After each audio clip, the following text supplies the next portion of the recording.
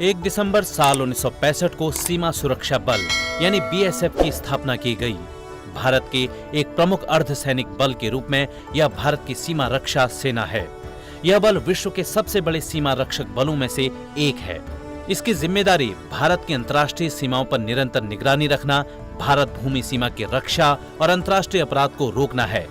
यह बल केंद्र सरकार के गृह मंत्रालय के अंतर्गत आता है।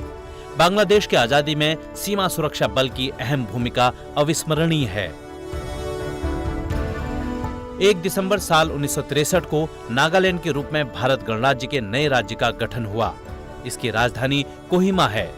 12वीं और 13वीं शताब्दी में यहाँ के निवासियों का असम के अहोम लोगों से धीरे धीरे संपर्क हुआ था।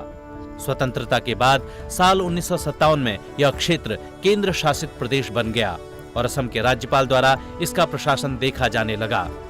यह क्षेत्र नागा पहाड़ी त्वेनसंग कहलाया। बाद में इसका नाम बदलकर नागालैंड रखा गया। 1 दिसंबर साल 1974 को सुचेता कृपलानी का निधन हुआ। वे देश की पहली महिला मुख्यमंत्री रहीं। साल 1963 में उन्होंने उत्तर प्रदेश के मुख्यमंत्री पद का कार्यभार संभाला। सुचेता जी बतौर स्वतंत्रता सेनानी महिलाओं की पथ प्रदर्शक भी रहीं।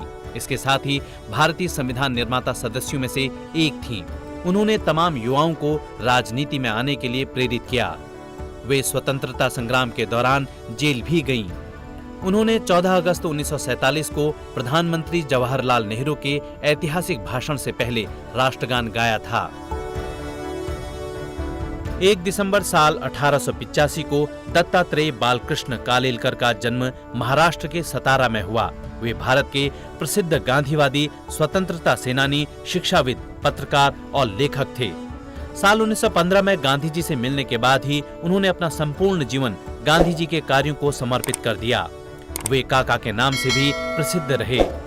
साल 1965 में उन्हें जीवन व्यवस्था नामक निबंध संग्रह के लिए साहित्य अकादमी पुरस्कार से सम्मानित किया गया।